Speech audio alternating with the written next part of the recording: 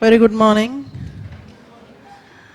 I think many of you, most of you rather, except maybe the lady out there, I think most of you do not know me. I mean, I think you are hearing me for the first time.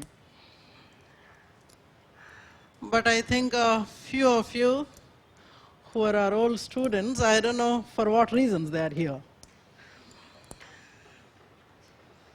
But then I think I should introduce myself in a more gentlemanly manner so that you actually know whom you are listening to, kind of. So, anyways, I mean, by the time they come, maybe I'll introduce myself to you. That is the general name with which you know me, yeah? My parents had given me that name. I'm called Sosin Classes, but then later something very grave had happened, and I became that. More than an accident, of course. Revel is my husband's family name, and hence is my family name now. That actually shows patrilineal and patriarchy. This is one of the topics which you will be having in your subject. You will be studying this as a part of your discipline. Name is very important, sir. No? Naming is very important. I mean, the reason why I asked you whether you know Telugu, I think some of you may be Tamil people. There was one movie called Sivaputrudu. Huh? Sivaputrudu. Vikram was there, who grew up in a graveyard. Because he grew up in a graveyard, he didn't have a name. But suddenly when he was exposed to the mainstream society, first thing he was struck by was he not having a name. Just imagine, all of our souls freely moving around without names. What do you call each other? Name is very, very important, sir. I think one of the basic, what we call one of the earliest rites of passage that we undergo is the naming. Because I think, I mean, I know we are all adult people here. I mean, how many of you are married here? Any married people out there? I mean, don't look at others. Don't look at others. That will be affecting their prospects. So I don't want. So nobody, no married person here? Not. Oh, great, ma'am. Thank you so much. And I won't ask your name and all. We'll do ask in the next classes or so. Any boys? I mean, men who are married here? Malli chodaddu, pakkagu chodaddu. Because I know more than the females, males would be thinking about losing the prospects out there. Sir, I was saying that as parents, the primary requirement, the primary responsibility an individual has is to name properly the child. Because those names are cherished by the next generation throughout their life and later as well. Just imagine some crazy name is given to you and you are carrying that name throughout your life. Like one of my friends had named his son 7 Hills Reddy. 7 Hills Reddy. The first time when I had gone to their house and somebody was calling him, "Hey, 7 Hills, come here," I was thinking they were joking actually. But then he introduced it formally, "My son 7 Hills Reddy." I don't know what might be happening to his mind and his soul when people are calling him that way. Because after all, we are from a culture that is Indian culture where now these names are rather unheard of. Somebody from Western world, they might pick up such names. I mean, it's casual for them. That being named as blacks and whites and greys and browns, whatever. I don't think we would be. I mean, just imagine somebody is named Kalia. I don't think he would take a pride in, exhibiting his name to the rest of the people, in spite of the fact that he is the whitest fellow in the world. But then his name is Kalia. So naming. We are trying to warm up, sir. We are trying to warm up here. And of course, when we are here, we are after all here to. Let me look at the other part also. I mean, this is the other part of the name. This particular term is actually, it means that flowers. Sosin is the flower of the heaven. Tayyib is the holy flower of the heaven. The holy flower of the heaven that had gone and beautified, maybe, kind of. That's the reason why I actually take so much pride in my own name. When it comes to anthropology, sir, I think that's the reason why we are all here. In anthropology, naming is considered to be very, very important. I mean, leave aside the discipline of anthropology, even otherwise, personal identification is very, very significant for us. Name is only one kind of a personal identification. That's a sociological identification for us. You have several other kinds of personal identifications, maybe biometric, biological identification, without which I think in today's world we cannot survive. Everywhere you go, something or the other has to be there. Maybe your iris, maybe your fingerprint or whatsoever. That is your biological imprint. You have your economic identification, maybe your PAN, maybe your whatever kind of thing, the tax numbers and then you have your political identification, political personal identification, like you have your voter card there. So your life is actually filled with so many personal identification things without which the individual cannot be recognized. When I'm saying all this, this is only one small element that you might be studying in the discipline. There are many more that we would be looking at. Of course, as I was telling you that we are all here, maybe for that.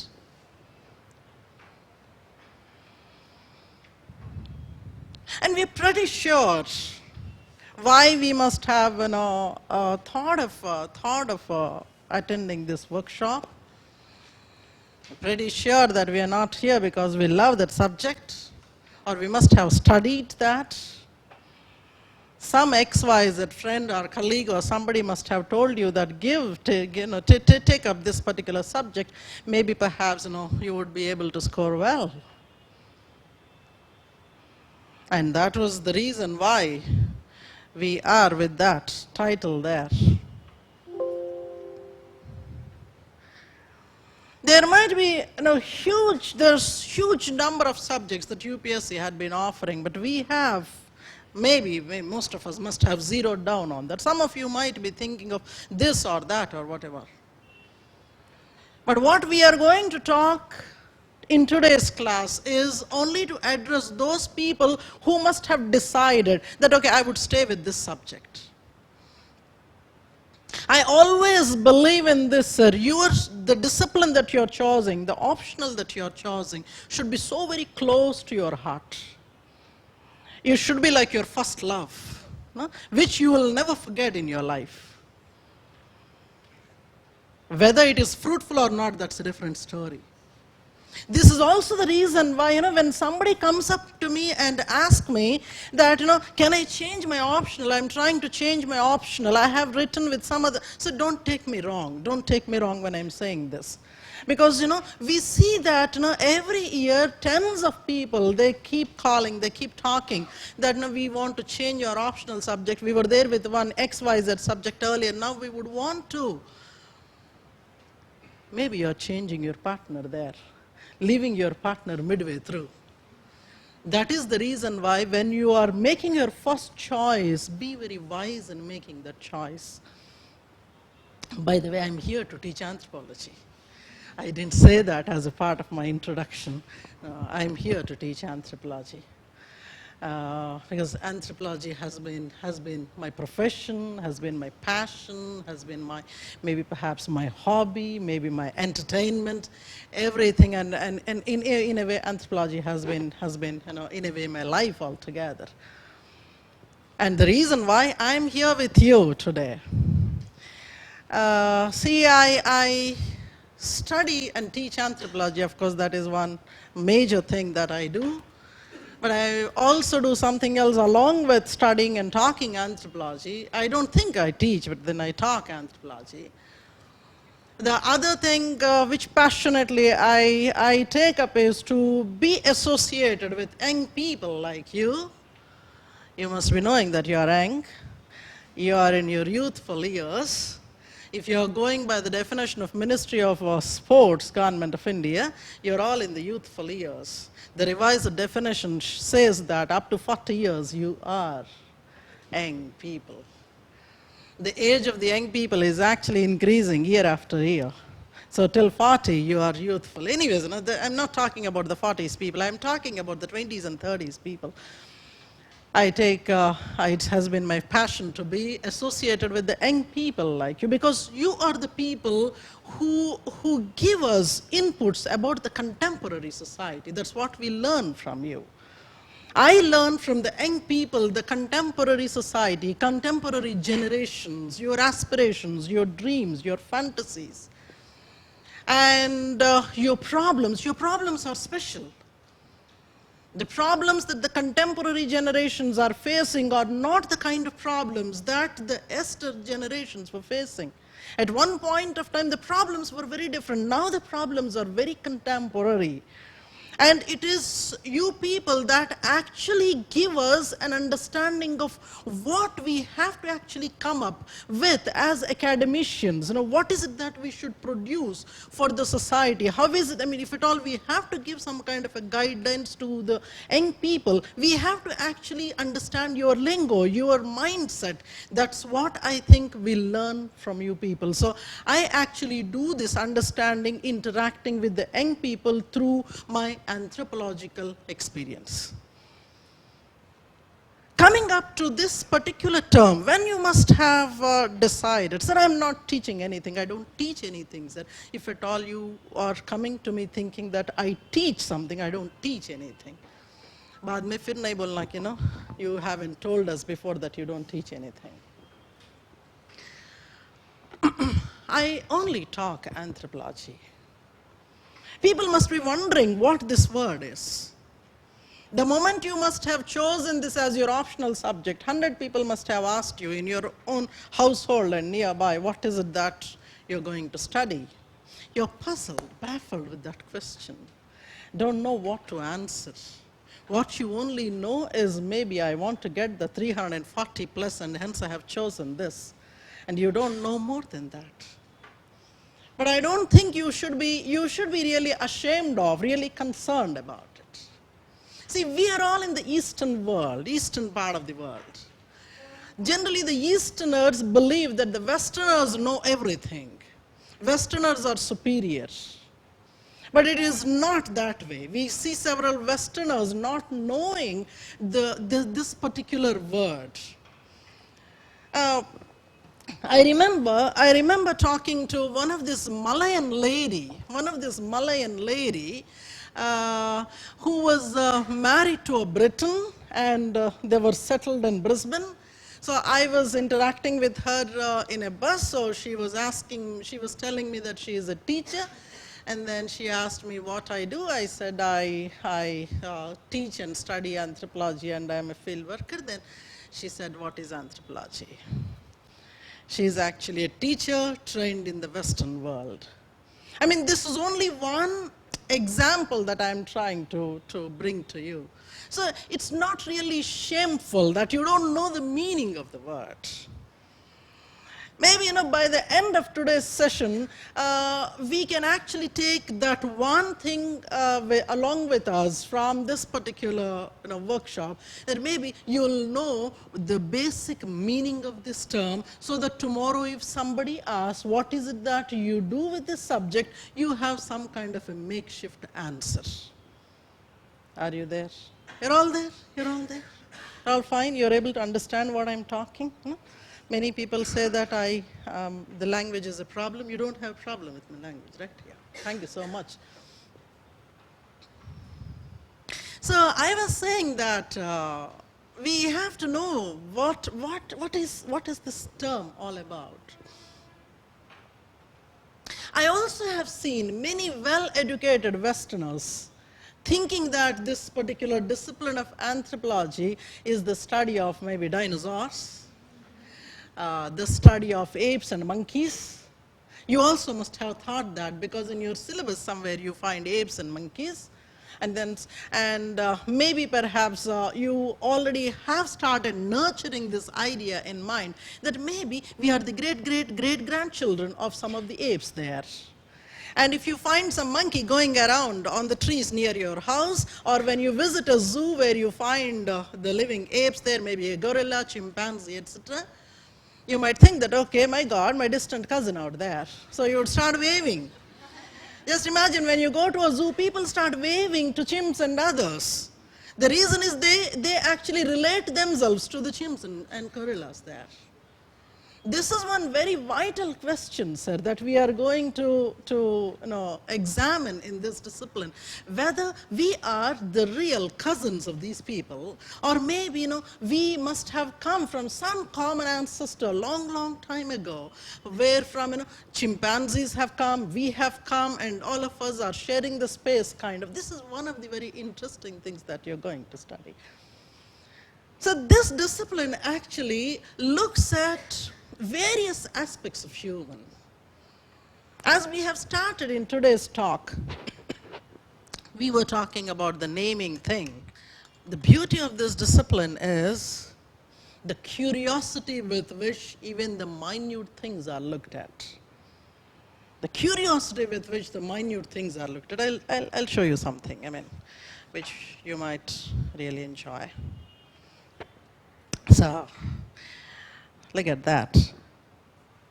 Mostly we find these pictures filled with men. I didn't want men out there. So I thought I would have a female there who is trying to study how the human race must have, so women race, I call it women race, must have originated. Why should I call human race? And then gradually you're becoming that. I don't know what you're going to become later. That we are going to examine in our classes, how evolution has been taking us forth. Is it that we are still evolving? If at all we are evolving, in which direction we are moving? I was saying that this discipline tries to, Bangaranana Joda, please. I was talking about this very curiosity with which every small and intricate details are observed by this discipline. I'll show you this picture. I'm sure you'd love that. That's me out there in the black jacket. Somebody's sleeping. Look at the love between those two people. I love bones, I love cadavers, I love all that stuff out there. Fossils is my special affection. तो ऐसा लग रहा है जो प्यार से देख रहे हैं एक दूसरों को. Just imagine suddenly the fellow that is lying down takes out his or her arms and tries to hug me there. I wouldn't blink for a minute. I would give my arms around. This is only one detail that we are going to study in the discipline, in what we call archaeological anthropology. Show you something else. Don't get me wrong, this is the first class, I know. What comes to your mind on that? This is not a fabricated one. Just imagine you're busy. Suddenly something happens, some volcanic activity, some earthquake, and something had happened. You died, got fossilized instantaneously. Your next generations will see you like that. So be cautious.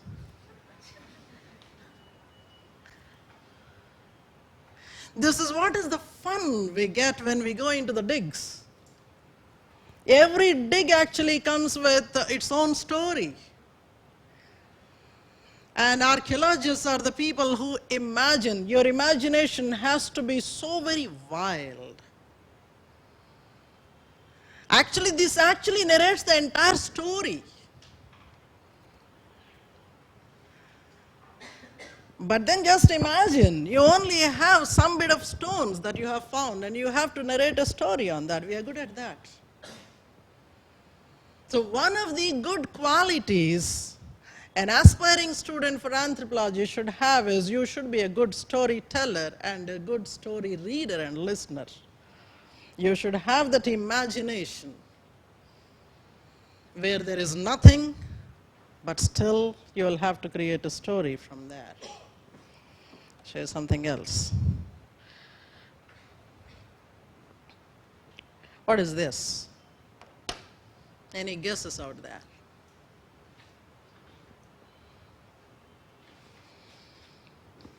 What do you see there? Huh? Back of a woman? Or बताइए? It's like a weapon. What kind of a weapon? Maybe a knife, maybe an arrowhead. Any other idea? Any other idea?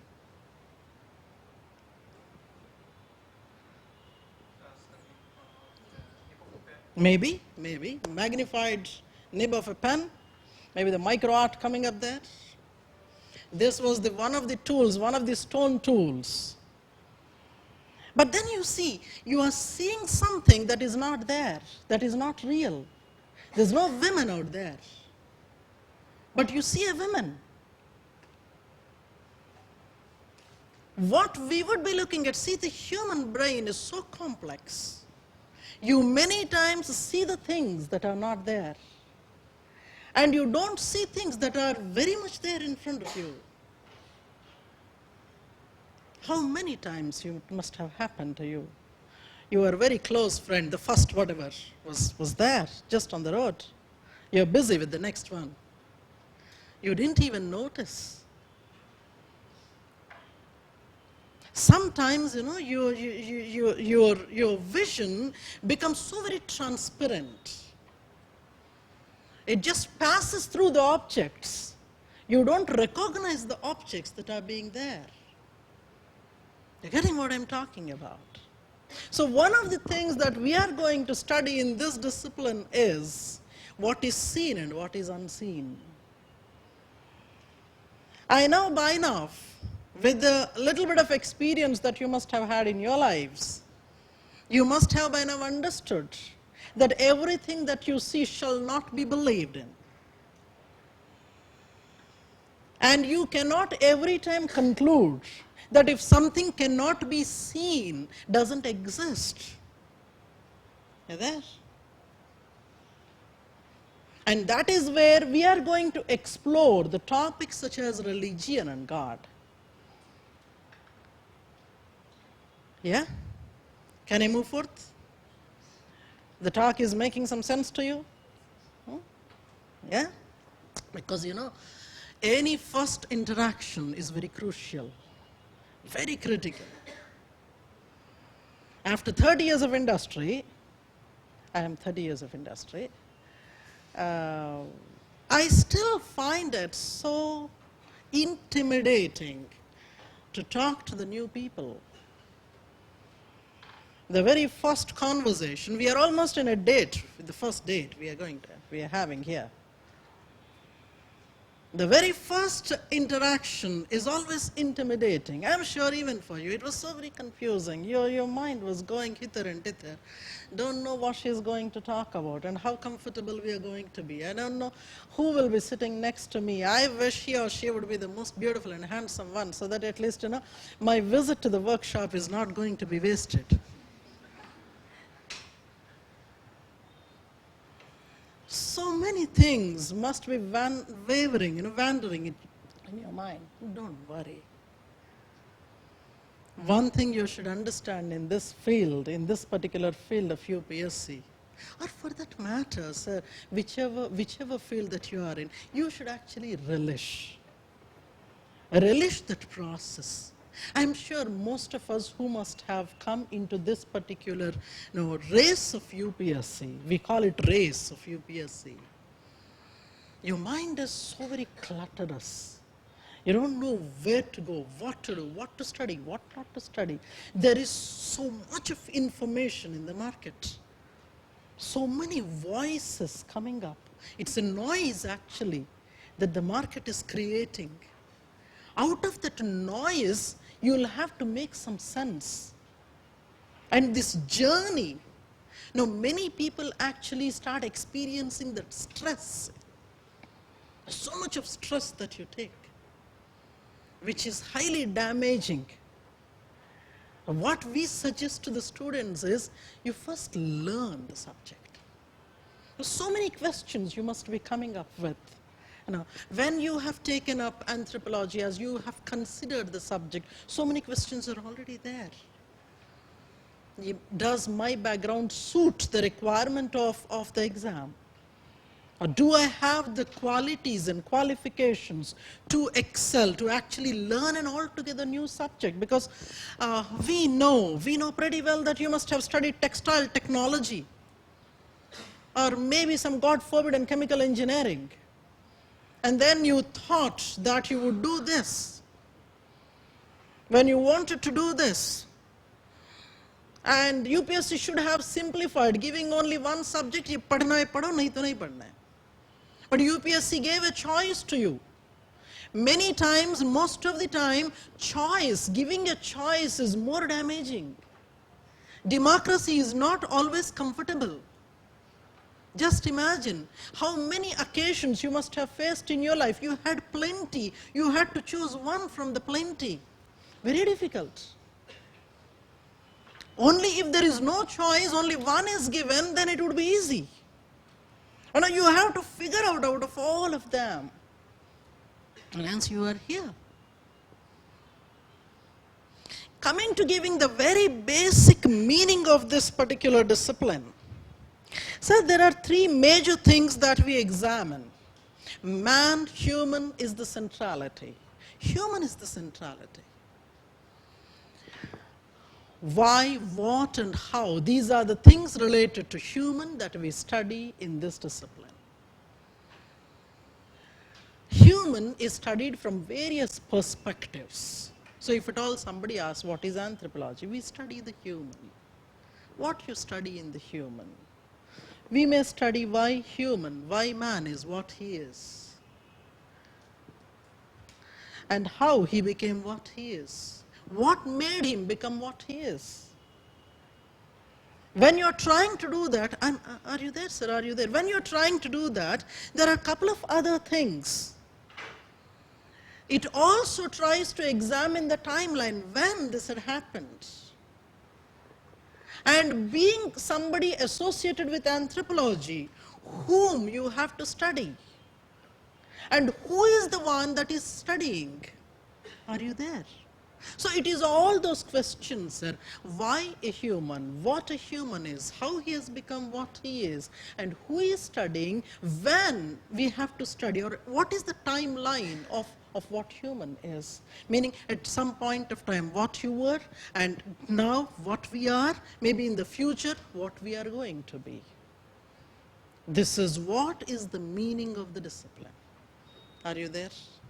I wanted to talk about this because some of you must have done these courses earlier. Some of you must have studied anthropology. After the entire course is over, when somebody is asking what is anthropology, you are scratching your head endlessly, not knowing what to do. So I thought even for the people who must have completed their courses, completed their study, they also must have some kind of an input to know, to define properly the term anthropology. Are all there?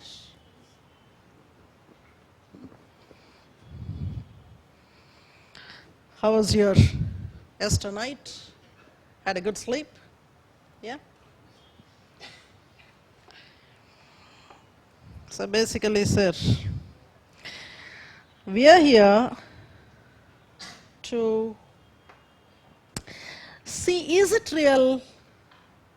Where is it? Is it real to do that?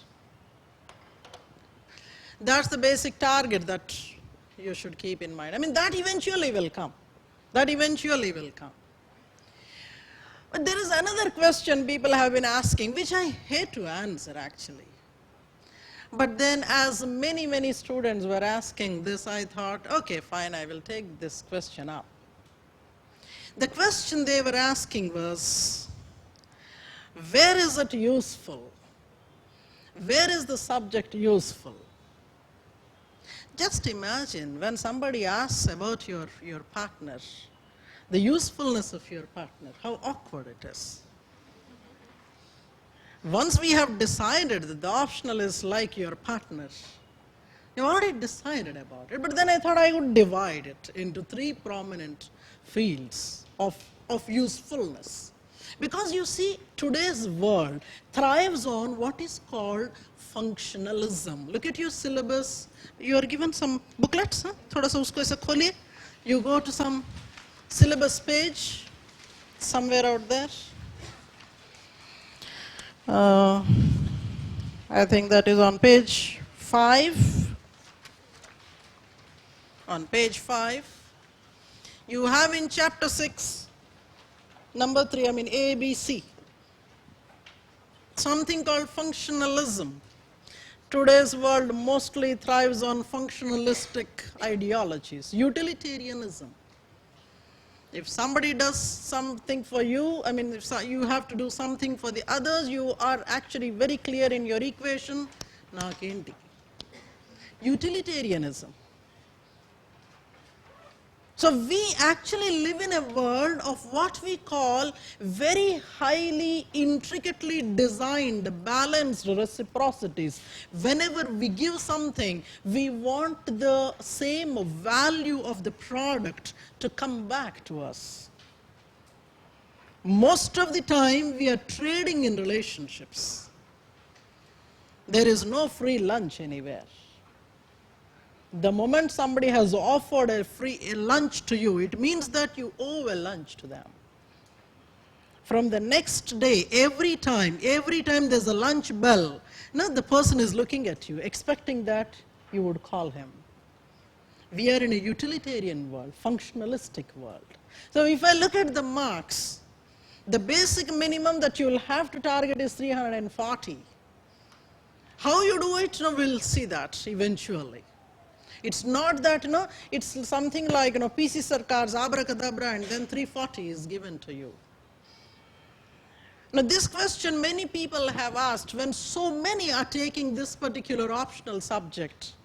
How is it really possible that somebody would be scoring well?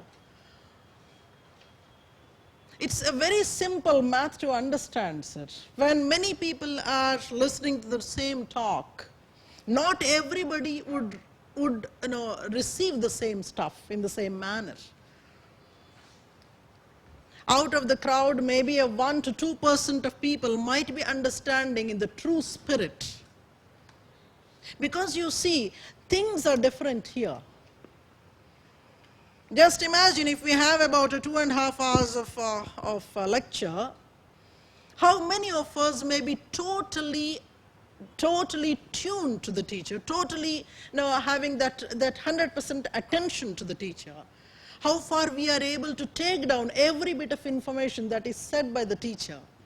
How are we, to what extent we are able to absorb the stuff? Are we able to take in the same spirit in which the terms, the words, the sentences are delivered? Only if that matching is there, the result would come. It is not simply your attentiveness coupled with attendance, that's a different thing. How far you are actually able to practice, how far you are actually able to follow the rules given by the teacher, what is required by the discipline. If you are not following the rules, you cannot expect that 340 out there. So do not have this kind of a second thought. Whichever subject you pick up, there are a huge number of people who are writing with that subject.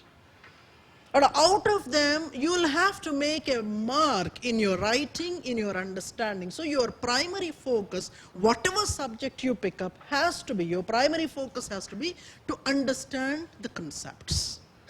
If concepts are clear, you can play the game. And you should not nurture this idea that I will by heart certain things and then I would go, vomit on the paper there, and then maybe perhaps the examiner would be generous enough to give me the marks. No. Scoring marks is possible only when you understand the dynamism in the subject. In this particular season, when several students were meeting, they were talking about the static nature of the optional subjects. What you're not understanding is, I'm not talking about the other subjects. When you come to anthropology, you cannot call it a totally static subject. Concepts are static, no doubt. But how you are to apply, to what situation you can apply, all that comes through the dynamism. And many people also come up saying that, see, this question was asked 10 years ago, 5 years ago, 3 years ago, and now, meaning that the same question is being answered. You have to understand that question may be the same, answers change.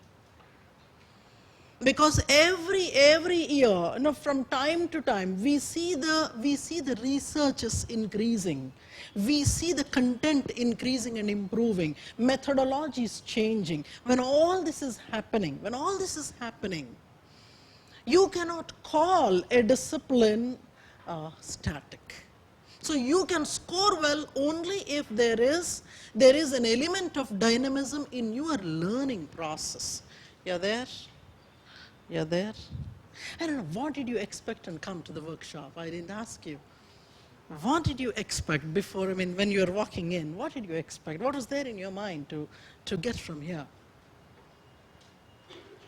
Apart from taking a happy sleep, happy nap out there. Because these are the kind of meetings where you can quickly take a nap, catch up with your lost sleep from the last 1 week or so. Because you're don't know what in the last 1 week. What was the expectations when you were walking in? Apart from seeing the next person sitting next to you.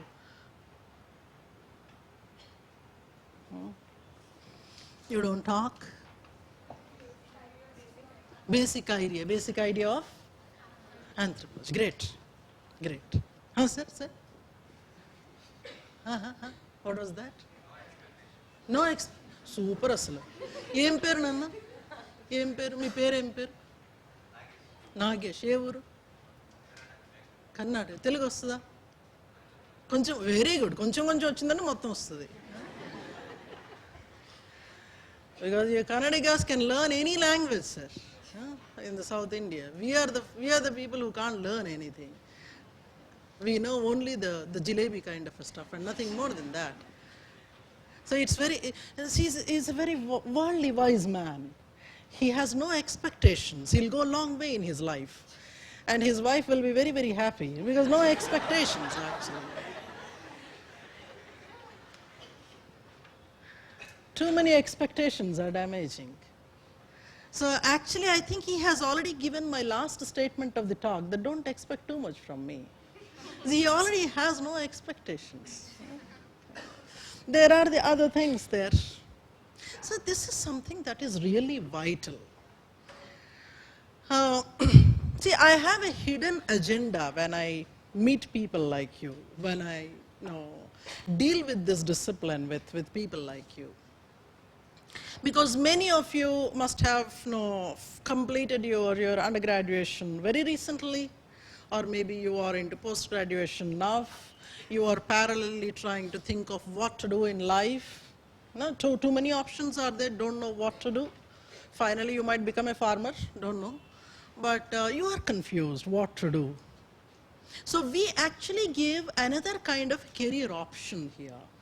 The idea is that you learn anthropology and UPSC to rahega. UPSC to rahega, but then you can actually, that's the basic agenda with which we come, that our university classrooms of anthropology should be filled.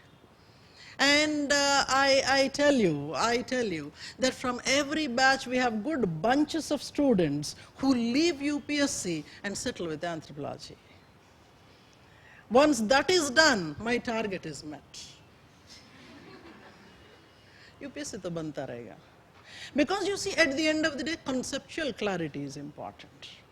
Now, this is that discipline which actually tries to give us a different, a better perspective to understand the other people. I mean, if at all somebody talks about the usefulness of the discipline, this is what is something that you take, is the take home from the discipline. Various things that you will be seeing in the discipline which help you know how to handle the other people, how to actually make an effort to understand the other people. Because I think this is what is the day-to-day problem we face. It's the day-to-day problem we face. How many times you must have heard this from your people? How many times you must have said it to the people that, see, you don't understand me. Neither do you. Yeah? I don't think it is so very easy or possible to understand the other person totally. This discipline tries to make you put up some kind of an effort to understand the others. And once you are an officer, understanding the other's perspective is very, very vital. So anthropology comes up with several research methodologies that make you understand what others' desires are, what others' perspectives are. If I go an extra step there, that may be slightly heavier for you at this stage, but I have to conclude on that. This is that discipline that actually tries to make you look at something from a view other than your own perspective, and this helps you not to kind of generalize people. You should not generalize people. How many times we try to generalize and pass statements, whether it is about any religious group, any gender, or any language, any nationality. We try to pass generalized statements, which is against the spirit of anthropology. Are you getting what I'm saying? So I have given 2-3 different things. I said that this is a discipline that studies man from various perspectives. It is a discipline that tries to go into the intricate details of human, whether it is human biological side, human sociological side, or whatever you talk about. And then maybe perhaps it is also the discipline that tries to understand the world views of people, what you believe in, why you believe in what you believe in. Are you following what I'm saying? So if somebody says that, give me one definition of the discipline, there's no one single definition. You have many uses of the discipline that we try to show as this is what is the discipline all about. Are all there?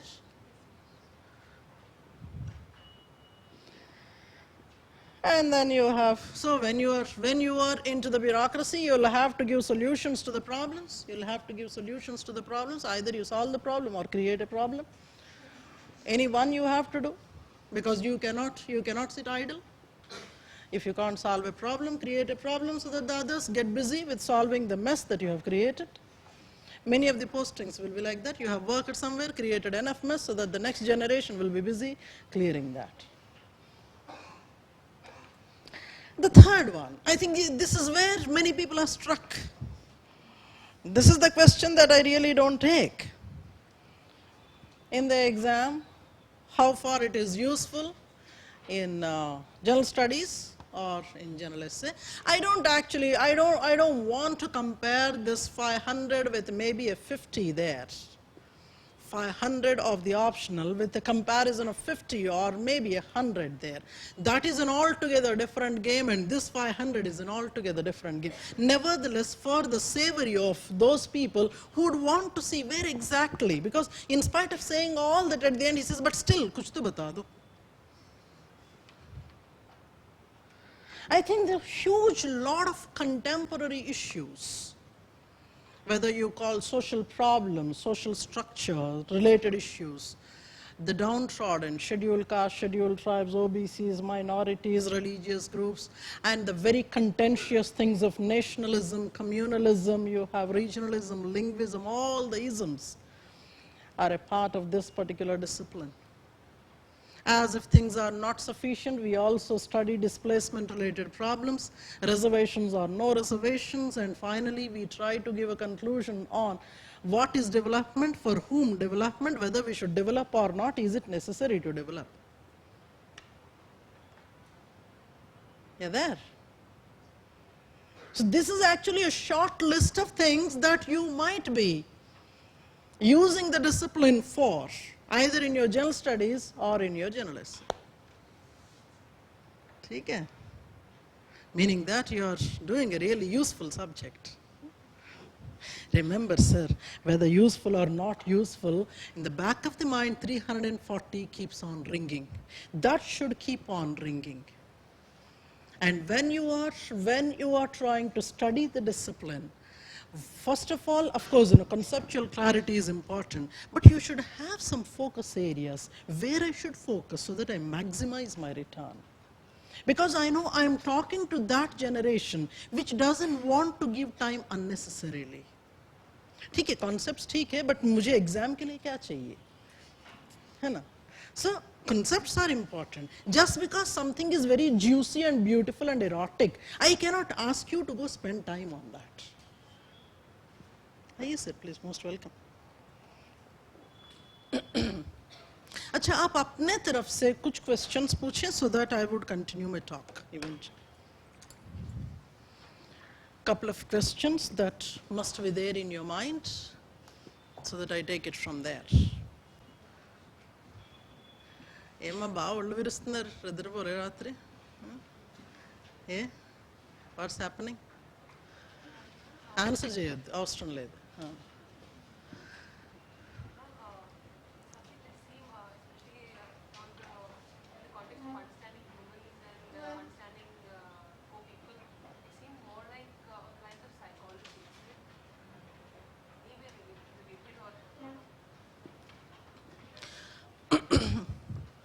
Look at your syllabus document, sir.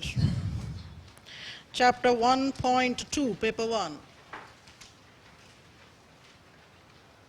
A relationship with other disciplines, blah, blah, blah.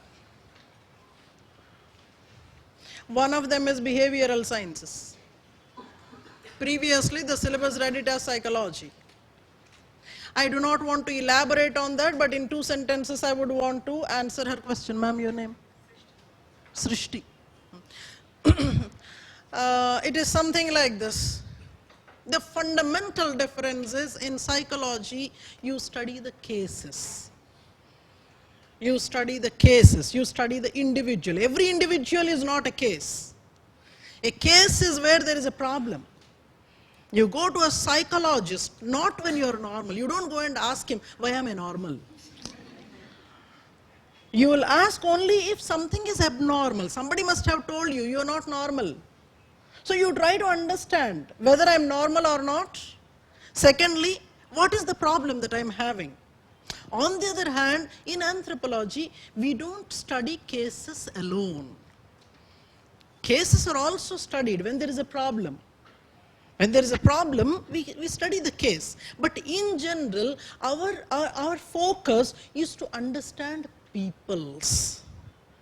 We understand peoples, we understand groups of people who share some kind of a commonality. That commonality may be a culture, that commonality may be a nationality, that commonality may be a religion. So individual is not the crux of our study. Their individual with aberrations is the object of study. For us, people, but not in general. Peoples are different from one another. And how they are different, why they are different, that's what we try to study. Am I there? Srishti, yeah. What else? Actually, I read a little bit about anthropology, but one question always gets in my mind. I mean, the things which we learned from the previous, what you call fieldworks or these things, can we get a solution for the current problems? Can we get a solution for the current problems that society right now? Sir, the discipline actually tries not simply to solve a problem. There are different anthropologists that come to field with different dreams, different aspirations. Not everybody is going there to solve the problems of the millions. Most of the people in the beginning, they looked at this subject as a mechanism to see what is different, what is a variety, something that they did not see earlier. What is so very surprising, something like a bizarre thing. So every time, what is common is curiosity. So you can say that curious study of human can be anthropology. Not everybody is looking at solving the problem. A lot of people ask the question that, I mean, you are learning this kind Definitely. yeah, and why can't you solve problems current? Well, that's smart. It depends on what problem, and it depends on whether the problem can be solved, whether the problem has to be solved. Many times, many problems need not be solved. Or whether a problem should or should not be solved. Can is different, should is different. So that's altogether a different game. The discipline is not there only to solve a problem. Many times it is to understand what the people are trying to look at. And you only report, okay, this is what is these people, and maybe perhaps based on, if at all you are a problem-solving person, being an anthropologist, you might pick up the task also of problem-solving, but it is not mandatory. Anyway.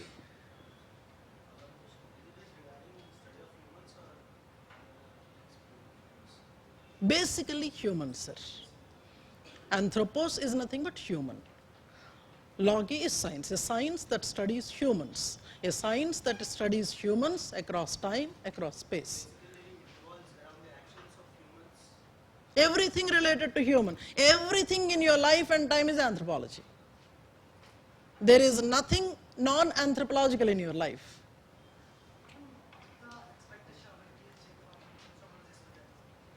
What is the?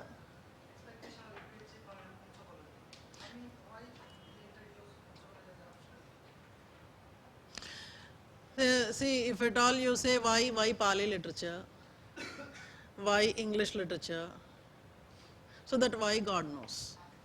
I mean, let me finish off. But then, if at all I have to find an answer, I have to cook an answer for your question. This is a subject that helps you study Indian society and culture, apart from knowing the global cultures, global ways of living. Look at your paper 2. Paper 2, I'm cooking a story there. Paper 2. Randomly, if I'm going, look at chapter 3 onwards. Somebody read out.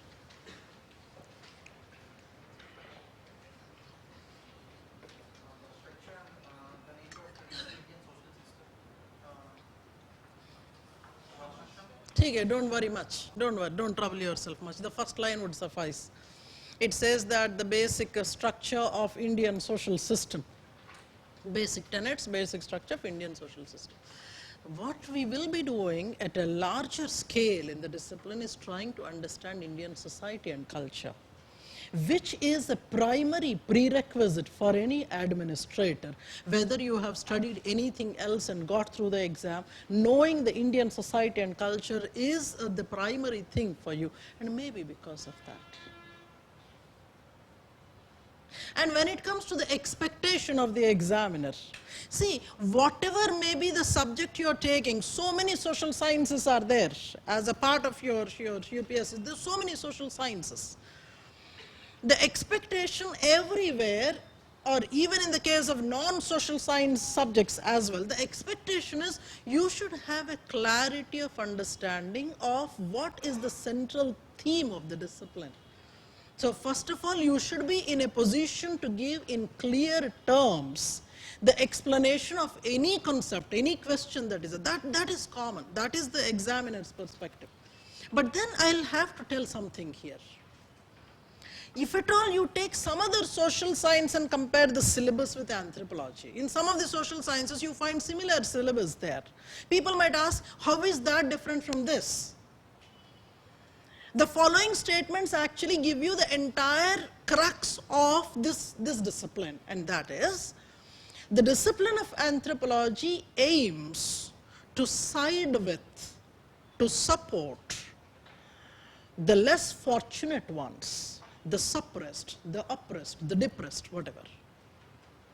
So the disadvantageous populations, the suppressed populations, the suffering millions, these are the people whose voice has to be raised by the discipline. I hope I have reached you. So whenever you are analyzing a governmental program, if it is an anthropological way in which you are trying to explain the problem and analyze the problem, the expectation is government might be having some views on the problem. And you as a researcher might be having some views, an administrator might be having some views, and maybe the people who are suffering are having some views. People who are, who are more exploitative towards the suffering, they have their own views. So an anthropological perspective will be to bring all these into one basket, try to analyze from the field study, and try to give an analysis of what might be a more truer one than the others. ठीक है sir? Anything else?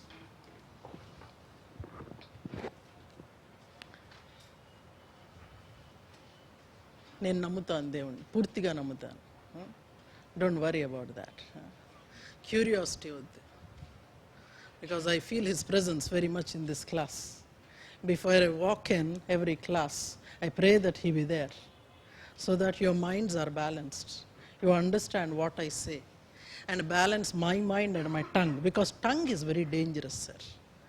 Tongue is a very dangerous thing. It can go in any direction. No? How many times it must have happened to all of us. Vak samyama is something that is very, very important. No?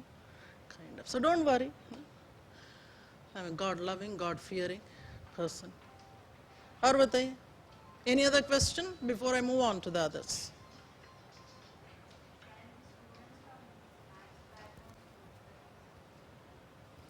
Any damn background is okay, ma'am. Because I tell you the reason. There are hardly any original anthropologists who created the discipline of anthropology. In the entire discipline, you might find 5 or 6 people who must have studied anthropology in their undergraduation, and who must have done their research, etc., thoroughly so basic anthropology discipline from which they must have come, it's a rarity. So what is required in this field is, in order to score, is have an open mind and do not look at the others from, if at all I can say, from something like a superiority, or something like, from an ethnocentric perspective. Don't try to look down upon the others. As long as you are able to do that, you are in the right frame to understand this. Because the moment you start studying the subject, you are going to come across several crazy things, which you must have named them crazy. On a daily basis, in your routine, what is the most craziest thing that you do? Others might think it crazy, but you think it is normal. What is the most craziest thing that you do? You don't sleep at night, nocturnal. What do you do in the night, if I may ask you? If it's not private, You try.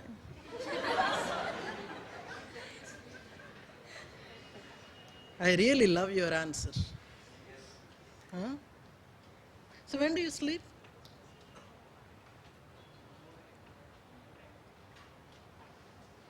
ఏమి చెప్తేవి ఏమి చెప్తేవి. That is the reason where we help you in the classes. In fact, you are paying to get a happy sleep in the class. An undisturbed sleep in the class. And if at all you are lucky enough to get one chair next to the pillar out there, we provide you with the pillow as well. Just throw your head up, and then after 2.5 hours, you ask your neighbor to wake you up after the class. Otherwise, another class will be over and you're still sleeping out there. Anything else? That I don't think is crazy. I mean, I think you need to visit a counselor. We'll talk. Where to go? Kind of. Because you see, that's what I was telling about. The youth these days have got altogether different problems. Sleeplessness was not a problem of the earlier times. Only if somebody had fallen in love and she said no, and then perhaps, you would stay up for a couple of nights and do whatever, and then you are out of it. The kind of. But these days there are altogether different problems. Anything more crazier than that? Others may find you crazy, but you're not. Amma? Amma? Talking about yourselves in public places. About what? Amma? That is a categorical one, actually. So maybe I'm not getting a right answer from you. Let's see how it will be. I mean, so what happens is, in this discipline, we try to see what is abnormal may not be abnormal for them. I put it this way. Now, occasionally, we find our own beliefs to be beliefs and others' beliefs to be superstitions and weird. What you might do, maybe, according to you is totally right, but what others are doing on the same plane may not be as such. So in this discipline, if at all you are able to come out of that judgmental attitude, you are there. So it doesn't matter from which background you are coming. Because the discipline doesn't want an expertise in any of the fields that it is talking about. What we need is a very basic understanding of everything and ability to extract what in the field the researcher must have done. So don't really worry. If that was the case, and in the entire teaching experience of mine, I did not see more than 0.5% of students who must have studied anthropology before choosing the optional here. So it doesn't matter. Okay, as long as you are enjoying the subject. That's very important, sir. You should actually relish the discipline, first of all. The moment you see certain write-ups, you get some kind of a negative feeling. You don't feel like going to the next line. But occasionally, you find certain things interesting. You'd want to read a little more. If that is the kind of a feeling that you are getting, you are on the right track. It should be like, after 3 hours of study, you should not feel like closing that particular book. You would want to spend more. Yeah. So that's where, I try to focus on. If at all you are in the class for 2.5, 3 hours of time, after that time of 2.5 or 3 hours, you should not feel that, okay, enough is enough, let us go. If that is the case, I failed as a teacher, and you failed as a student, and totally the discipline failed to advertise itself. That's what is required. You should love the subject. You should be willing to learn. And the other kind of things are like, no judgments, no superior inferiority towards any culture, any individual. Try to understand the other's perspective. You would become a better listener by doing this subject. Once you are achieving that, our task is done.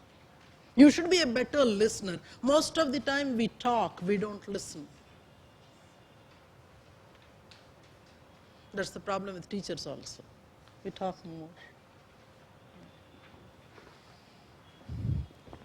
One other question people keep on asking, I have given this in your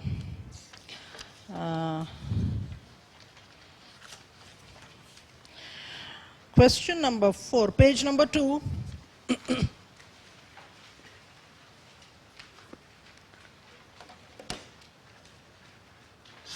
The beauty of this discipline is there are so many books to study.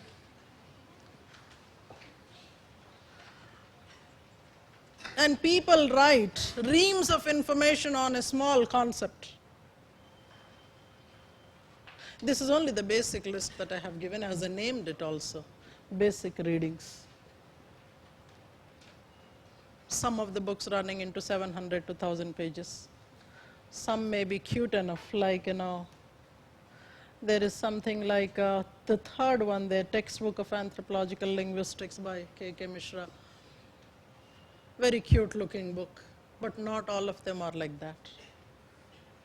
So it depends on individuals, sir. So initially, because students, when they were trying to meet, they were saying that what books I should buy, what books I should study. Remember something here. If you had to read all that, you need not have to come to me. Make me feel happy that I have contributed something to you. And in spite of the fact that you have done all of them, the preparation is incomplete. And also remember, not every book you are doing from cover to cover. Not required, not necessary, not possible. Some of us are voracious readers. For them, we have good lot of things to suggest. Because some people are like chitti, do this, the book is done. And then you are trying to pick up the other one. But for some of us, how much ever we do that, one page doesn't get turned. We are there at the same paragraph. Your father was vexed up with you right from the school. Even after a couple of hours, you are there at the same sentence. You are not moving forth. So that is the problem. In these classes, we find people not simply from different backgrounds. You are at different levels in your preparation. And you are having different levels of scholastic attitude. So if at all, we go like this. I mean, this is one small set I had given. This is the other set. I mean, there are many more, but I have given a few of them there. So people come up and ask which books to purchase. And many of you who had asked this question, I had already told you. First and foremost is, if at all you are with me, you first study what I give you. You study what I give you. Over and above that, if you feel that there is some kind of a vacuum anywhere, then you can venture out. Then I myself will tell you, see, this is what is to be studied. Because every individual is a special case. I'm using a tricky word there. Every individual is a special case. And you have your own problems, your own strengths. When I'm suggesting something to you, it has to be based on your strengths, weaknesses, your problems. Okay? So these are the basic books, sir. Don't buy them. Go to the bookstall, fellow. Ask for the books. Now, there are many bookstalls that have come these days, many libraries rather. You can go there, have a cup of coffee and glance through the books. You can finish reading them. Don't pay anything to them other than for the coffee. If at all you find such kind of bookstores, that is very well and good. Go there, spend the entire day and night also, and so entire day and night also, and then you go through the books, kind of feel them. That's important. Because we are going to use those titles many times in the class. So physically feeling them is important. Touch the books and see how the texture is. And then maybe perhaps you open the book, smell, see how the smell is. And then have a look at the title, if at all it is matching with any of the content in your syllabus or not. And if there is a mood to read, you read. Otherwise, you leave it there. At the most, one more task that you may take up is see how much it costs. If at all it is a little more than your pizza, then you can buy. Keep it there. Don't know. In the future, you might use it. If not as anything else, as a pillow you can use. So you keep it there. Sometimes having a feel is important that I am studying this subject. In order to have that feel, you have to have some books out there. So you purchase for that purpose. Don't get me wrong, sir. Don't get me wrong when I'm saying all this. You're all good, especially that block. That block is always dangerous, sir. That block. People who do not want to see me or who do not want me to see them sit there. That's a very notorious block. Avoid that place. Because I only look there. I look at places where I'm not supposed to, so I look there. You're fine? You're all good? Any other questions? Then we'll talk some more.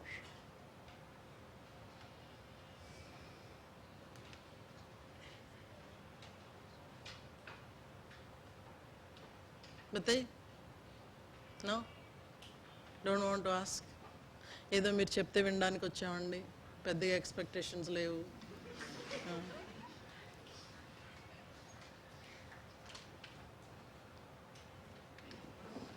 Ji sir మీరు already in now? You're already into the course? Yeah. I'll talk about that. I'll talk about that. So you are in the regular course program, not in the test program. Okay. We'll talk about that. కొంచెం subject మాట్లాడుకుందాం తర్వాత commercials మాట్లాడుకుందాం. I'll give you some basic idea now about the syllabus. I'm not going to analyze the whole thing. So how many pages are there in the syllabus? Just see. That's a small font actually. UPSC's own document is much longer. Somewhere running into 4 pages.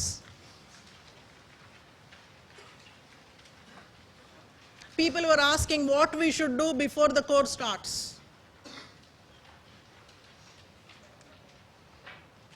I can understand your anxieties, your curiosities and enthusiasms, because it's like a new marriage. You don't want to waste time. I totally understand. So what you should do before the course is memorize the syllabus. Memorize the syllabus. That is the first thing, if at all you could do that. Even before memorizing, you should be able to spell the syllabus properly, the words properly. So in the next, how many days are there? 1 week or so, 11th we are going to start the course. Aaj to gaya, kal Sunday hai, kal to chutti hai. And then Monday to Monday, I mean maybe 6 to 7 days are there. You just glance through the syllabus. Many of us must not have done, some of us must have done. Some of us must have also done a parallel research already, only PhD paper is pending. I am not talking about them, but I am talking about those people because, I mean, this group of people, PhD wala jo group hai, they are good at analyzing the syllabus. They are good at analyzing the syllabus. We don't want people of that kind. We want people who are ready to learn. Couple of boys, I was talking to them on this. They said we already have studied. पढ़ लिया तो और क्या पढ़ना है? जब तुमने सब कुछ पढ़ लिया तो इधर कुछ बचा नहीं है. Is we don't want people who have already studied. But then suppose you have already studied, you still want to study from me. What I want is empty this, because there is no space. Emptying is important, sir. You have to give me a space to fill. Ready to learn is important. I also do not want people to start reading something before this particular course begins. Is that I said this to many of you who had met me personally, that there is always an unlearning problem when we are introducing something new, because you are clueless. You are clueless. You do not know from where to begin, what to study, what not to study, to what extent I study. Say, for example, in that list of books, the very first one there, Introduction to Anthropology, Miller and Weiss. The book is pretty fat. Because you like fat things and fat books, you purchased. Some of us are like that. We purchase books based on the size of them. Fat book hai rakh lo, kahin na kahin kaam aayega. Some of us like the thin books. We want to study while traveling, while attending a class. No? एक class attend करे, दूसरा कुछ पढ़ रहे, kind of a thing. So आपने खरीदा. But then where to start?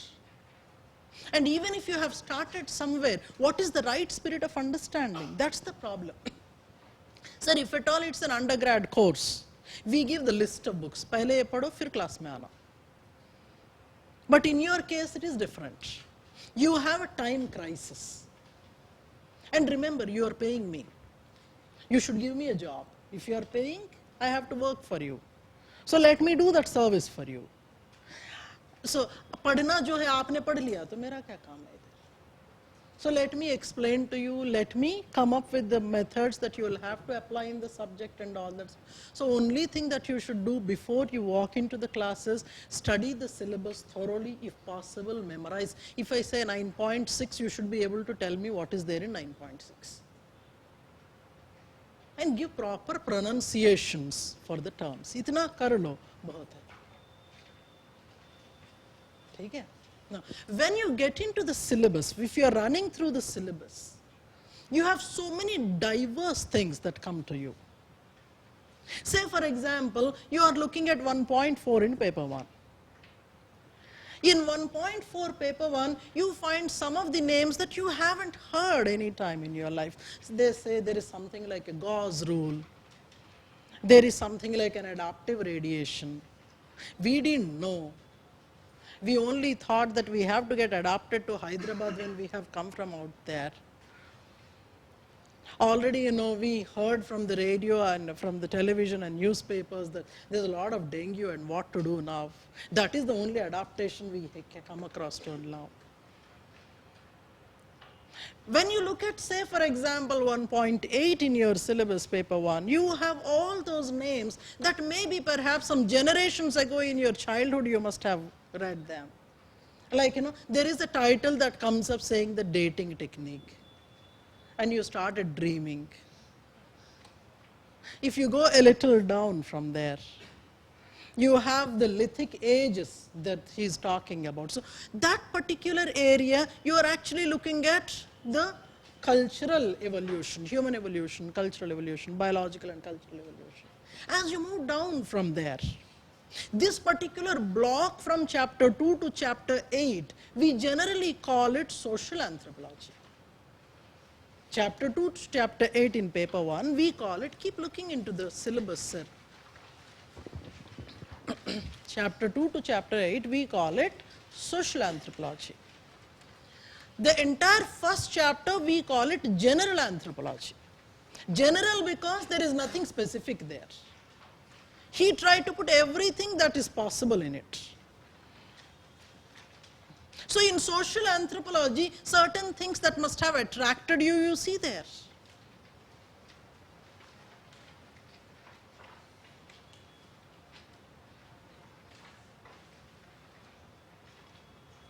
And this particular segment has some of the very vital part, which is called chapter 6,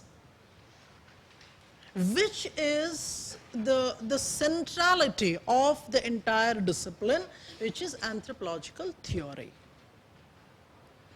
So whichever topic you study in the syllabus, that has to be understood from anthropological theory. Are you there, sir? We are not getting into the details of the syllabus, etc. That itself requires more than 3 hours of things. So we are not doing that. I am trying to give you the broader picture. When it comes to chapter 9 to 12, people have several misconceptions. They call the entire thing biological anthropology or physical anthropology, as you call. And when you are calling the entire thing biological anthropology, the people who must be coming from non-biological background, they are getting intimidated. You have to understand that some core bio is there somewhere, when you look at 1.4, there is some core bio there. In 1.4, 1.5, you find core bio. There is something to do with the cell, there is something to do with, maybe DNA, maybe genome. These are the core bio things. And the entire fossil studies of man, he has placed in the first section. He is creating an illusion that you are studying social anthropology. But you are not studying social anthropology. You are studying archaeology, you are studying physical anthropology in studying the human evolution there. Are you following what I am saying? So the entire first section, 1 to 9, is not socio-cultural. It's a mix of them. And there is a lot of core bio involved there. When it comes to chapter 9 to 12, there are so many things that are not truly biological in spirit. Say, for example, we start with chapter 11 for that matter. Paper 1, chapter 11. That is a chapter dealing with what we call demography. In much more common language, we study the census, which is not a pure science there. We are applying certain scientific concepts there. And we will have to bring in so many statistics. So when I say demography, demographic theories, etc., and something related to the population is there. Fertility, fecundity, how certain populations are more fertile, some are less. Okay? We will be talking about this. This is a very juicy topic. Some populations are more fertile, some are less fertile. The Prime Minister also had complaints with some populations because you are fertile. They ended up saying, what is your problem? What can we do? I didn't say anything. And then you have chapter 10, which is a partial bio, partial sociological. We find there examination of human growth, stages of human growth rather. These are the chapters 11 and 10. They are the chapters from where questions definitely will be there in your exam. There would hardly be any exam without a question from there. There's a small bit, you focus, you prepare anthropological works, references, case studies, whatsoever. That's a highly paying part of your syllabus. But remember, sir, wherever you are going in the entire syllabus, your chapter 6 must be there everywhere. Which thinkers have studied? Which thinker was studying human growth? Which populations were studied to know how the human growth patterns were varying? Say a tribal growth pattern different from a Brahmanical population's growth pattern. Who studied? So you should know those studies. If at all people are in the impression that not the moment you see growth and development, you jumped with joy because you are a medico. We are not asking you to write the entire thing from there, here. This is an altogether different game wherein you will have to at every point bring anthropological references. That you should understand. That's the problem. When I said that even if you are reading the entire list of books, your preparation is incomplete, I said that because these references will not be there in most of the traditional books. Are you there? There. Chapter 12 there. This we call applied physical anthropology. There is hardly any physical out there, except serogenetic studies. all the list of things there are applying some kind of anthropological, anthropometric study to the situation.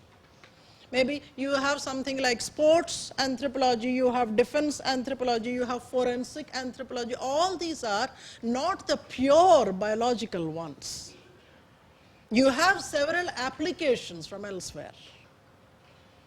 So these are actually not the ones that you can truly place in the realm of biological studies. And if I am going furthermore, in chapter 9 there are so many places where you find that there is a very less element of true bio involved.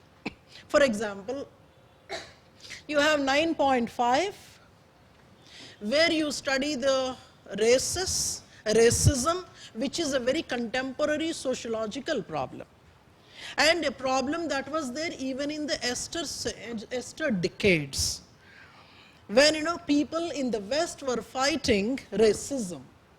Among the whites themselves there was racist orientation.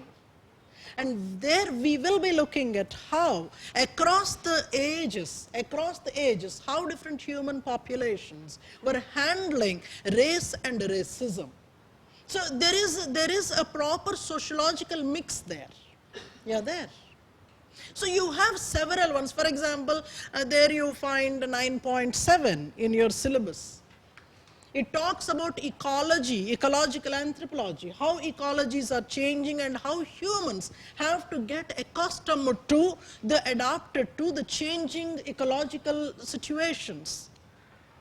So I think when you are reading climate change, it is one kind of adaptation study that you are doing. But then what you have to understand is things have to be placed in the proper anthropological researches. It's not any general writing that you do. You will have to bring those references and field studies. That makes your answer complete. I hope. If at all something much more close to the true biological concepts is there, that is 9.1 and 9.4. where the core becomes the biological entities. In 9.4, you are trying to look at various chromosomal aberrations. So you try to go into chromosomal aberration, what might be the cause, and then you try to see what may be the symptoms of the individual, and then maybe perhaps any corrective measures are possible. This is one part of it. See, if a question is asked as you are running down that syllabus of 9.4, you find somewhere, something like a Down syndrome, Turner syndrome, etc. When you are looking at them, if a question occurs in the exam, say he simply gives Down syndrome in the exam, it doesn't mean that you will have to write these, symptoms and cure and cause and feel happy, jubilant, clap and look at the world as if you have won the game. That becomes only one part of your answer. The rest will be the list of studies that were made. Why anthropologists were interested in studying one particular syndrome and what were the populations that repeatedly reported the incidence of these syndromes and what was the reason? Because every chromosomal aberration we try to link to sociological reasons. Yeah, there. So everywhere we try to bring in an understanding of maybe the lifestyle, maybe the cultural aspects that are resulting in some kind of an aberration. Okay, sir? You're all good? All good? I know you didn't expect to listen to all this stuff. You thought maybe we would have some jolly good time and go.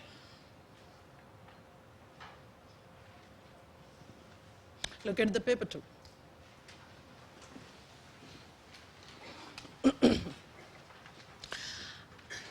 There are once again 4 major segments in that chapter, in that paper 2 of the syllabus. But then we broadly divide it into 2 rather, and then we would see what other things. The first section is up to chapter 5, 1 to 5. We generally call it Indian anthropology. Indian social system, Indian anthropology. But then that's a mix again.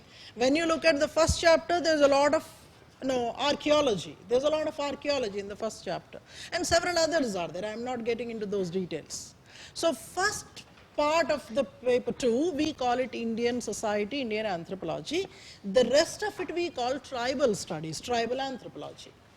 So chapter 6 onwards, we call it tribal anthropology. Nevertheless, if you go to the end of your syllabus, say you go to chapter 9, there is hardly any tribal thing there.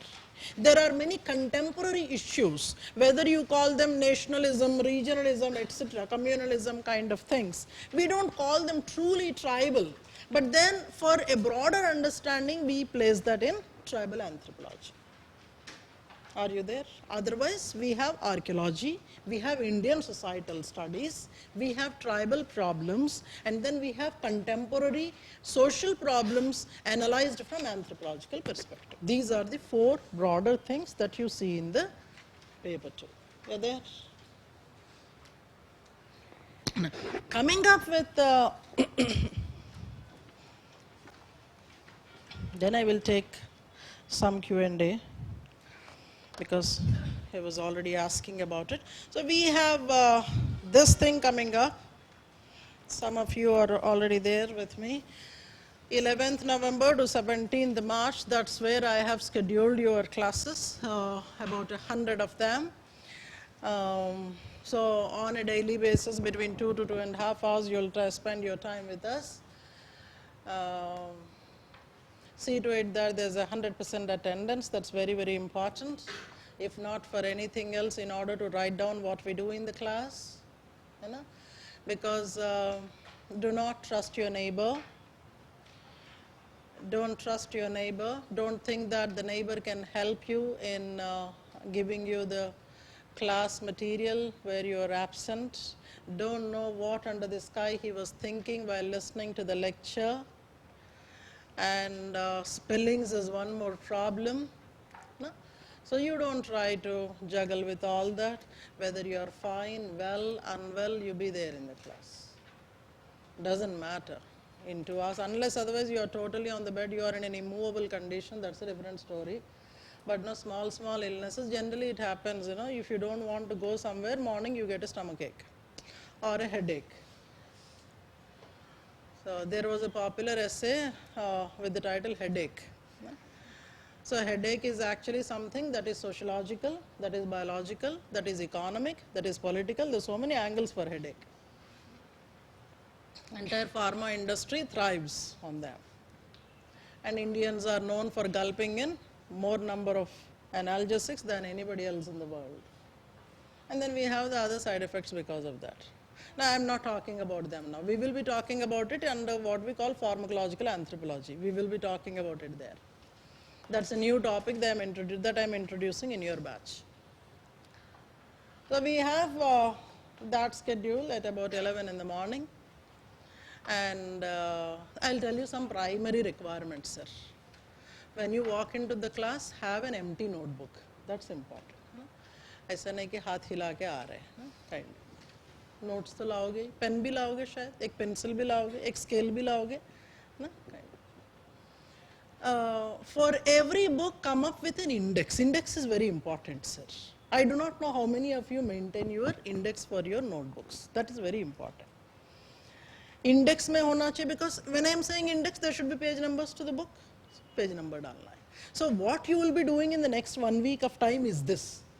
Keep ready 3 or 4 notebooks, because you will be writing not less than an 800 to 1000 pages in the classroom. So you should be having 3 or 4 notebooks with proper margins made. Margin बनाते हो notebook में? नहीं बनाते. Margin बनानी चाहिए. दोनों side बनानी है. एक side नहीं बनानी है. दोनों side. Right hand margin should be a bigger one when compared to the left hand margin. Because there will be a lot of things that we will be discussing in the class. Some, they might look to be very casual chit-chat. That chit-chat goes into the right side margin. And then you would be properly writing down different kinds of dictation. That comes in the middle one. Many times margin bhar jayega, ye nahi bharega. But then both are necessary for you. ठीक है? And margins are also occasionally used by students to add their own ideas, additional things. है ना? This is one. So index banani hai. I should also tell you this, that we will be beginning your course with Indian society, that is chapter 3. With that we will be starting.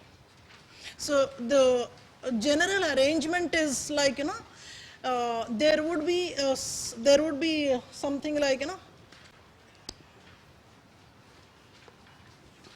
based on the toughness, if we observe, we go up and down. We begin with something that is on an easier note.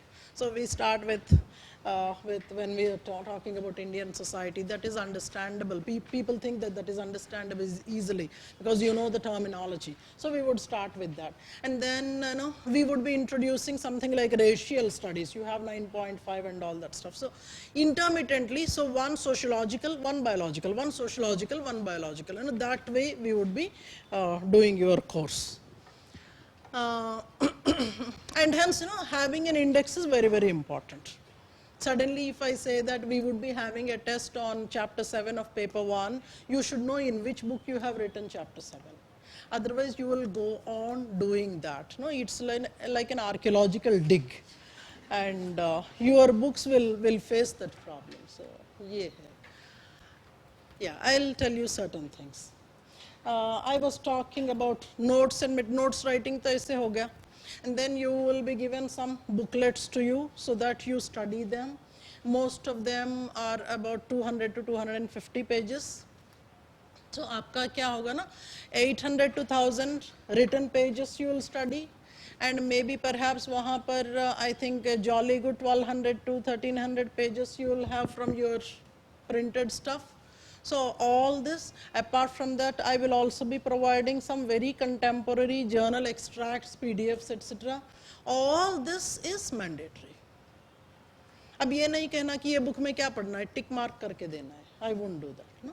When a book is handed over to you, that is mandatory for you to study. ये तीन चीज के बाद, that is class dictation, class running note, your printed note, and then your PDFs. After all this, if anything more is required, then we will take that up. पहले ये चीज पढ़ लो. And the caution, precaution, advice or order, whatever you would want to call it, have only one teacher in mind, whoever it is. You should stick to one master only. There should not be multiple masters. Everybody has got their own different way of looking at things, presenting things, understanding things. So stick to one master, follow that stream. Once you have finished the entire syllabus, if you think that at any particular point of, at any particular place in the syllabus you have some problem, you approach me, we will give you additional readings. But then, as a part of our routine, whenever we go to any specific chapter, we will be giving the list of, see, these are the books which have to be referred for this particular chapter. It is not mandatory that you purchase. We will tell you what has to be mandatorily purchased. I don't get anything from the publisher, but based on the content, I will suggest to you. Okay?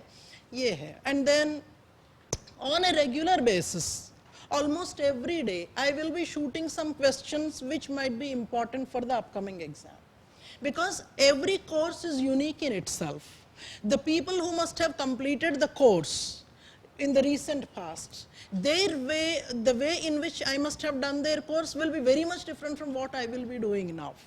Because, see, generally in the months of June and July, to begin with, and then in the months of November and December, we get the series of journals. That's when the journals get released.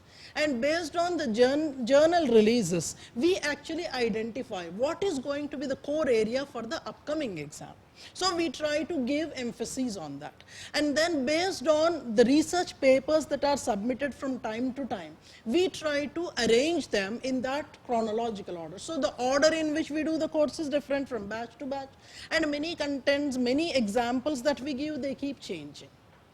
Okay?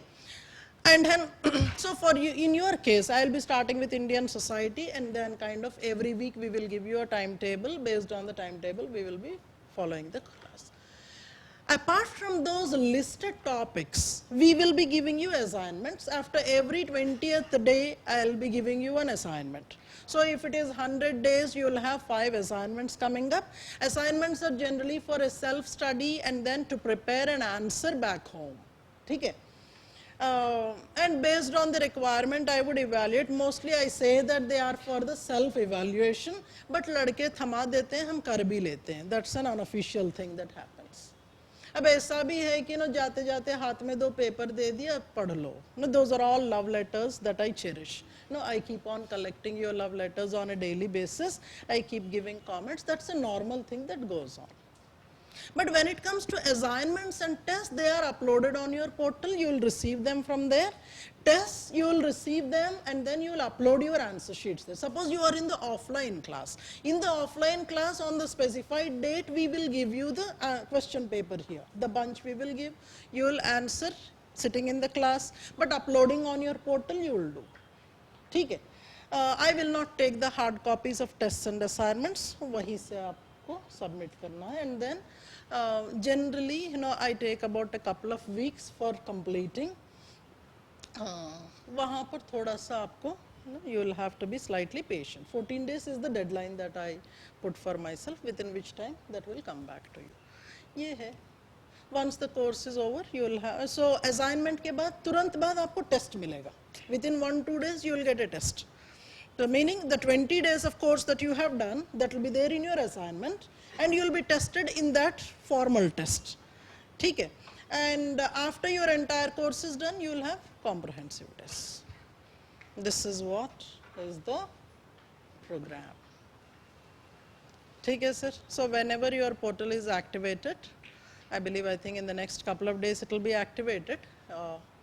Once the activation is done, we will start giving you some kind of warm up. क्योंकि जैसे नई नई शादी है तो होता है ना, तो we will have to give you that warm up. We'll start circulating some write-ups. We'll start giving you some kind of videos to watch. ये आप पहले कीजिएगा before you come to the class. So suppose I have uploaded say 7 videos in the portal, small, big, whatever. My expectation is before you walk into the first class, you finish them and come. So that you are already into that momentum, and it will be easy for us to get connected and kind of. ठीक है sir? And generally, suppose you are doing the course in the online mode, you have a doubts corner on which you can actually, and generally even for the offline people, the doubts corner will be there. अब ऐसा नहीं होता कि कभी in the class you may not be able to, you're not really comfortable raising a question in the class. So you think that, okay, I better put it on the doubts corner. So even in the offline class, we would be having a doubts corner there. So you can raise your doubts. For class number 60, I have this particular concept, I have a doubt, you can raise so that I can pick it up. All the doubts have to be placed in the doubts corner only. I will not be entertaining any kind of WhatsApp messages or your mails, whatever. लिखते हैं, प्यार से लिखते हैं, but then छूट जाते हैं mail में, है ना. बाद में शिकायत नहीं करना. डाउट्स कॉर्नर पे रखिएगा. I respectfully take it. And when I pick up questions from there, suppose that question is a simple one, and within 2 or 3 or 10 statements I am able to give the answer there. I will type it, it will come to you. But otherwise, if I think that the question is complex and which requires detailed explanation, and if I think that that question is very valuable and can help the other students, I will pick up those questions to discuss in the class. Write as many questions as possible so that your discussions will be more lively, more entertaining.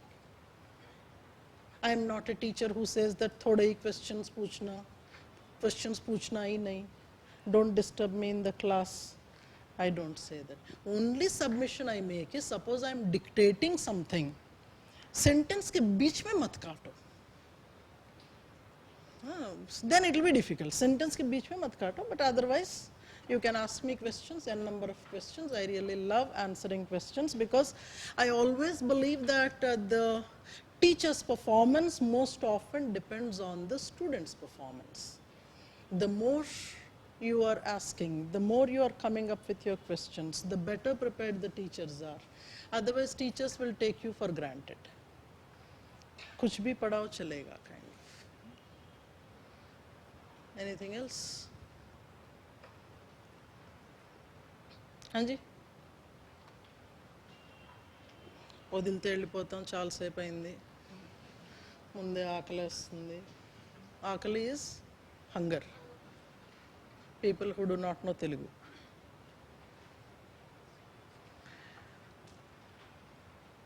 Shall we go? So don't forget those dates if at all you are in the online. 17th of November. Yeah, if at all you are in the online mode, you will have that 150 days. Even for the offline, the question paper submission, etc., answer sheet submission, etc., we actually place a window of 150 days within which you submit your paper. There should be a sense of urgency, sir. अब ऐसा नहीं कि साल भर आपको portal open है, कभी भी आप मनमानी कर रहे हो ना, ऐसा होता नहीं है. We should have actually, so there has to be an artificial scarcity. That's when we work properly. If things are there eternally, you're not really worried about that. So these dates, 11th, your regular class will be here. We would be meeting on 11th morning, 11 o'clock. I generally stick to time. 11 I am there in the class. अब ऐसा नहीं कि 11 बताया 11:30 को आ रहे. It's a rarity. Unless something happens, I am there in the class.